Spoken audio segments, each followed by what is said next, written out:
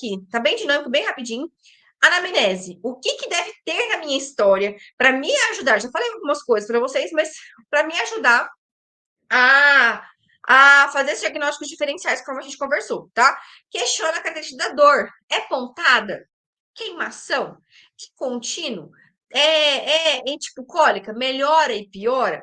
Tem alguma associação, alguma coisa que faz melhorar, alguma coisa que faz piorar? Irradia para algum lugar? Vou mostrar para vocês que tudo isso vai ajudar a gente nas hipóteses diagnósticas, tá?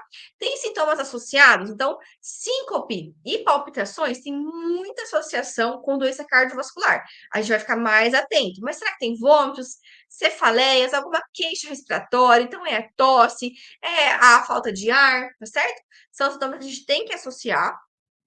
Quais são os fatores de piora e de melhora, igual a gente conversou? Então, se ficar de repouso, melhora. Se fizer exercício, piora, tá certo? Palpando, melhora ou piora, tá? Quanto tempo durou o episódio? Porque geralmente, igual a Patrícia falou, eles têm esse episódio e eles chegam para nós já em vigência de melhora. E isso realmente dá uma dificultada, né? Mas a gente tem que aprender a raciocinar. Então, quanto tempo durou esse episódio? Tudo isso vai ajudar a gente a saber. É a primeira vez? Já teve isso antes? Com que frequência? Quando foi a última vez? Qual que é o passado médico? Já tem algum diagnóstico de doença cardiovascular? Tem histórico na família de morte súbita, de alguma doença cardíaca, tá? A gente costuma pesquisar até 2 gerações, então os pais e os avós da criança, tá bom? Para saber se tem alguma coisa, os irmãos também, né? Beleza? Certo? Outras coisas, tá? A localização da dor, igual a gente falou, e aí radiação vai ajudar no diagnóstico diferencial.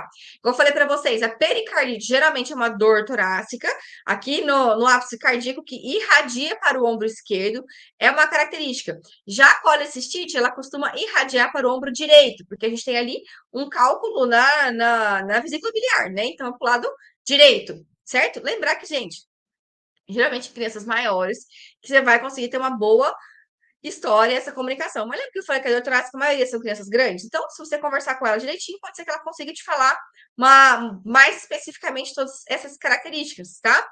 As dores por isquemia miocárdica, tanto por doença no miocárdio, alguma dessas situações que a gente conversou, pode irradiar para a região cervical, mentoniana e membros superiores. Então, aí a gente vai acender a anteninha e pensar em alguma situação mais grave.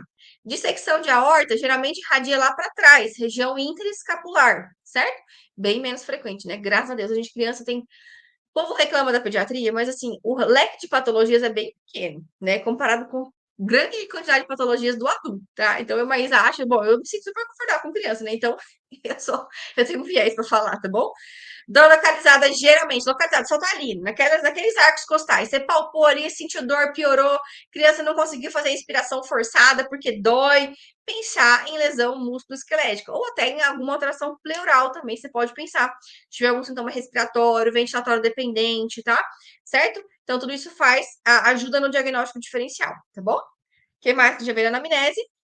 Questionar. Existem dores torácicas que geralmente de início mais agudo, que são nas primeiras 48 horas, geralmente vão estar associadas ao quê?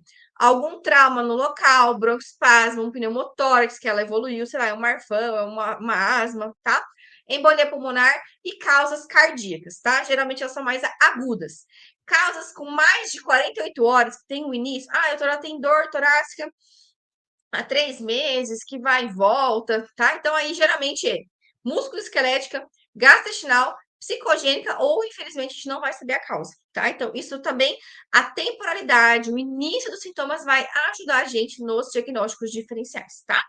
Beleza? Lembra que nessa aula é impossível esmiuçar todas essas doenças, todas essas situações de forma aprofundada. O que eu quero trazer nessa aula de hoje para vocês é o raciocínio de como nossa cabeça deve funcionar em vigência de uma criança com dor torácica.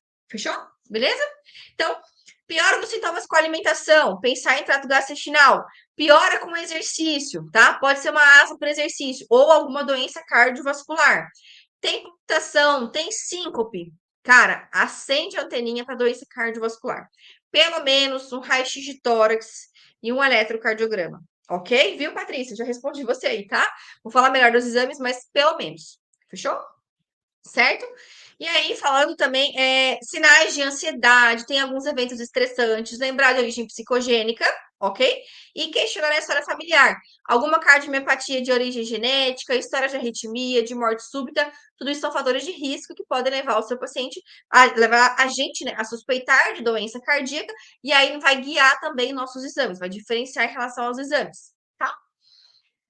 Os pais vão estar apreensivos. Então, assim, gente, coisa que a gente tem mania de fazer, e eu vou dar falar para vocês, ainda mais agora que eu sou mãe, não faça. Nunca diga para um pai e uma mãe que não é nada. Porque essa palavra nada, você subentende que não tem nada. E tem dor, a criança está incomodada, certo? Então, não é nada grave no momento. Então, assim, não para no nada. Fala, não é nada grave. Fique tranquilo. Não tem nenhum sinal de alarme, não tem nenhuma indicação no momento. Se a senhora se persistir, traz para a gente avaliar. Ou vamos fazer um exame para ver melhor. Não, tem outros comemorativos. Vamos pedir uma avaliação do cardio para ficar mais tranquilo, tá? Mas nunca diga que não é nada, tá bom? Uma dica aí para vocês. Pode diminuir os BO no pronto atendimento, né? Porque eu sei que vocês. Ultimamente, o que tem reclamação no meu Instagram é da dificuldade de lidar com os pais hoje em dia. Então, só de você entender que você dizer para uma mãe que viu o seu filho sofrer, que aquilo não é nada, vai por mim, perde um pouquinho da credibilidade, tá? Falo como mãe. Agora que eu sou mãe, somente dois, né? Tenho uma barriga, então eu posso falar, tá bom? Ó, dor torácica que melhora quando os pais dão atenção, abraço, carinho, alguma coisa compensatória. Tem gatos lá que ganham o celular, né? Ficam felizes com assistindo lá a sua patrulha canina. Então, tem a origem, a gente pensa muito em origem emocional, tá? Se essa melhora, se esse cuidado afetivo traz melhora dos sintomas. Beleza?